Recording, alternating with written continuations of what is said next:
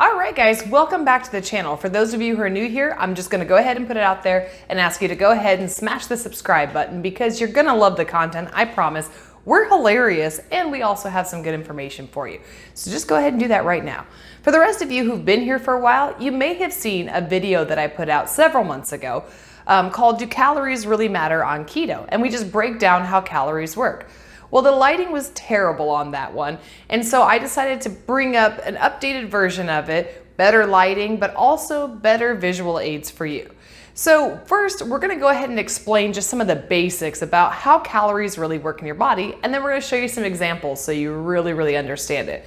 So the first thing that you need to know about calories is what a term called BMR, base metabolic rate. Everybody has a different BMR, which we'll talk about in just a minute, but I just wanted to kind of get that in your head so you understand some of our visual aids here today, okay? So first, we're gonna meet somebody who all of you have probably met in your life, and her name is Bambi. Everybody say hi to Bambi. Bambi doesn't work out at all, and she has a BMR of 2,000 calories, okay? Bambi, what's your diet look like? Yeah, she eats and eats and eats and eats and never gains a pound. We all know a few Bambis, don't we? We don't hate them, but we're pretty jealous of them, right? Well, let's move on to our next example. Everybody say sup to Broseph. You know Broseph, he works out every day. He downs protein like it's the magic elixir that's gonna keep him alive forever.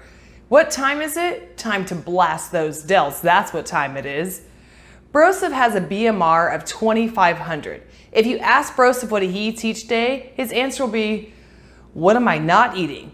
Lots of lean protein, brown rice, broccoli, the typical bro diet, right? Well, let's move on to our next example. Karen works out fairly regularly, maybe 3 to 4 times a week probably, but Karen also enjoys eating food. She likes to go out with her friends. She loves chocolate. Who doesn't? Karen has a BMR of 1,200 calories, which is significantly less than our friend Bambi. And our last person we're gonna meet is Sally. Everybody say hi to Sally. Sally does not work out at all and probably says things like, weightlifting will make you bulky. Sally also has a 1,200 calorie BMR, same as Karen does. However, Sally tracks all of her food and makes sure she keeps herself in a caloric deficit. Okay, so for our visual example here, I have got some really fancy stuff. Envision, if you will, that these are people, okay? It's really weird. So I have 4 different glasses here that are going to represent the people that we just talked about. So our first one is Bambi. And remember, we said that Bambi has a base metabolic rate of 2,000 calories a day, okay? So basically what that means is that if Bambi ate only 2,000 calories a day, that would sustain her, that would do all of the things that she needs it to do to keep her alive, okay? We have our friend Broseph. Broseph has 2,500 calories. So there's his calorie base metabolic rate for his calories. And then remember our 2 friends, Karen and Sally, have the same exact base metabolic rate. The difference between all of these people, obviously, and this is what we were trying to encompass, is they have very different lifestyles. So you have one person who never works out and never eats right, just eats whatever she wants to. However, for somebody like Bambi, or whatever the person's name is that we all know that can do that, somebody like her who has a base metabolic rate that's already so high, she has a lot more give to be able to eat more stuff and not have to worry about it. 2,000 calories just to maintain her life is pretty sizable. 2,000 calories is quite a bit. Then you have somebody like Broseph who is working out and he's also eating lean protein. So lean protein, the whole bro diet and everything. So he is actually creating a caloric deficit, which we will get into, but he's already got a pretty high BMR as well. So he needs more calories anyway just to survive and just to fuel those muscles. Karen and Sally, however, a lot lower of a BMR. So they are going to need less calories or to create more of a caloric deficit. So here we go. So here we are, we're gonna picture our friend Bambi, okay?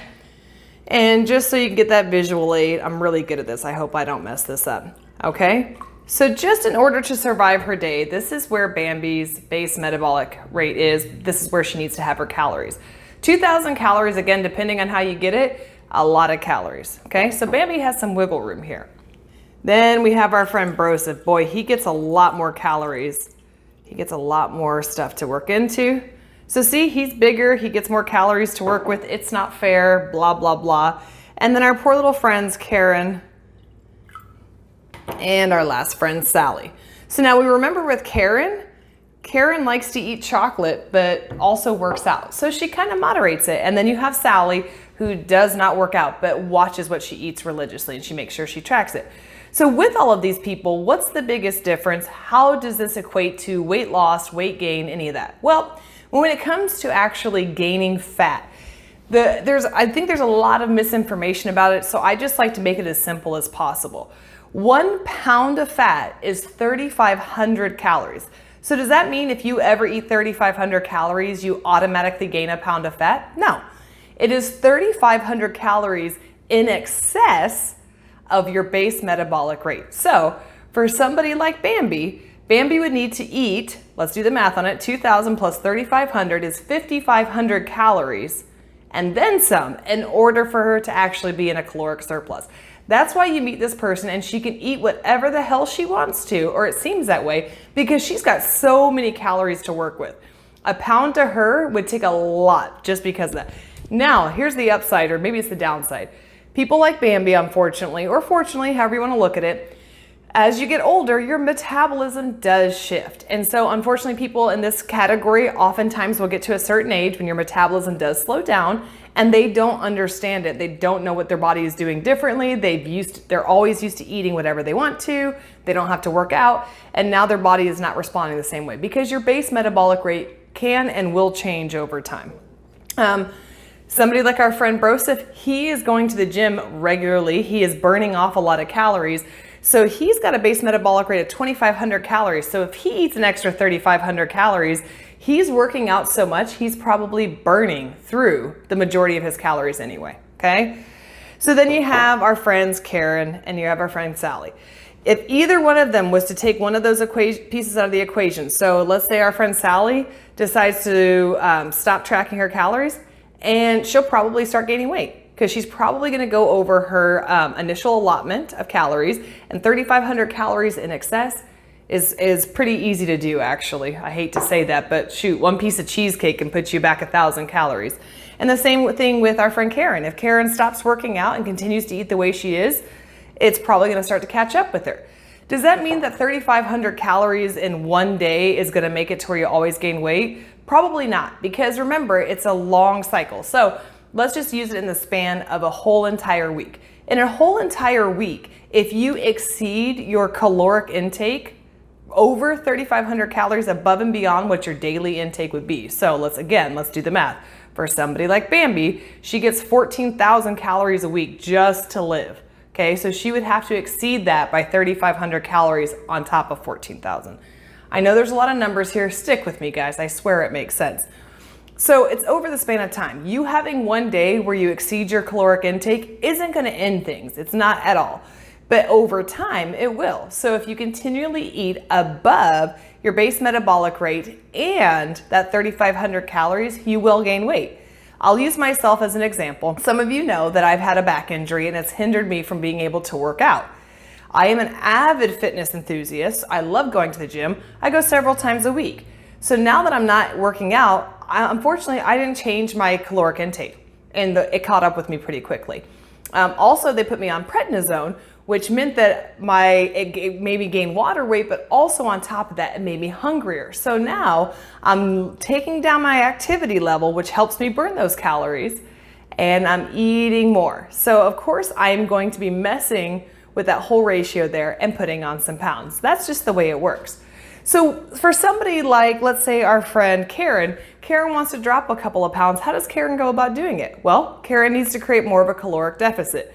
So that doesn't mean she needs to eat less than 1,200 calories. Please don't do that. That's not healthy for you. More likely than not, you cannot sustain that. 1,200 calories isn't that much. But Karen needs 1,200 calories a day just to survive, right?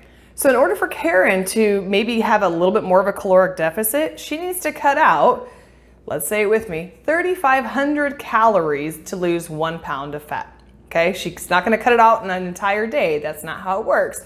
But over the span of maybe 7 days, 14 days, a whole month, Karen can easily cut out 3,500 calories just in small bits. So if she ate the same diet every single day and worked out the same every day, even if she cut down 50 calories a day, eventually it would add up.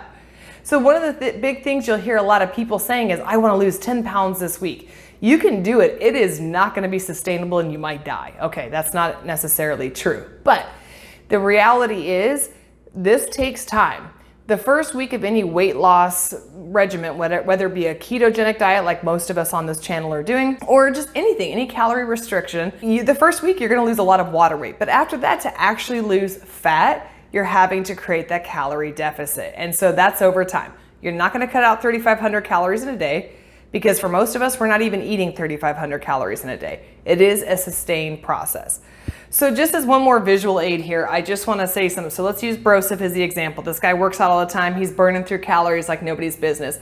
But then he goes on a bender and he decides he's going to go out drinking with his friends. So he does that. So now he's a little bit over the threshold, but that's okay. He's still blasting those delts like nobody's business. That guy, he's got a better chest than I do, right? I said delts. I meant pecs. Whatever he's blasting today, that's what he's doing. So he's got better pecs than I do. Anyway, so, okay, he's still okay. He's all right. He's still in the range. He's not really exceeding things. Oh, but you know what? The prime rib sandwich. Is it the prime rib sandwich? No, it's that McRib sandwich is back. That's the one everybody goes all nutso over. And he can pound down like 7 of those. So he's going to pound down 7 of those. No big deal. Uh-oh, but then the gym was closed that same day and it's closed the next day, and apparently no other gym in town will take him because he has like childish antics and they get really pissed off when he comes by. So now he can't go to his gym at all. And now he is teetering on the edge of being way too far over. And that, my friends, is how we start gaining weight. Is it gonna happen overnight? No. Is one day of eating poorly gonna screw you up for life? Absolutely not.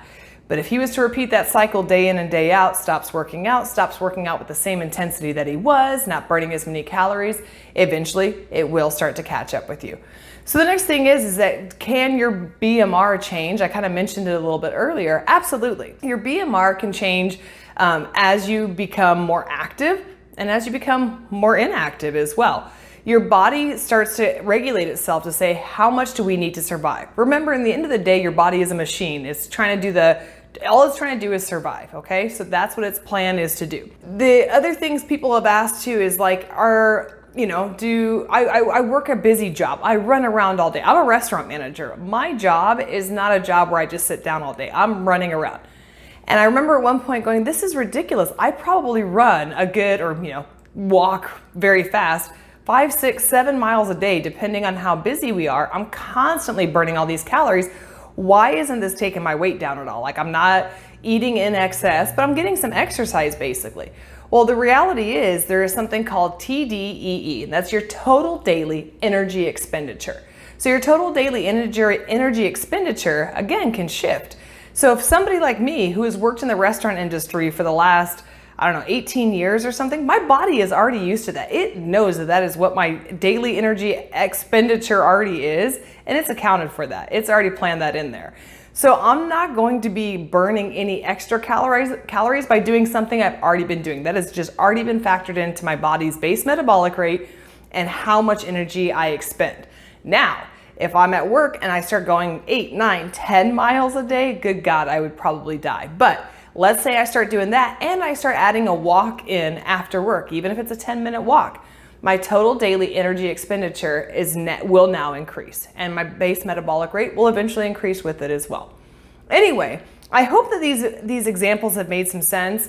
I hope the lighting was much better in this video as well. But if you guys have questions about how calories work, I don't want you to overthink it. I don't want you to be so like, oh my gosh, I had a bad day of eating and it's all ruined, because that tends to happen to us. We have one bad day of eating and we're like, screw it, I've given up, I'm so screwed. And the reality is your body can bounce back pretty quickly. Yeah, it sucks to get off track, but your body will bounce back pretty quickly.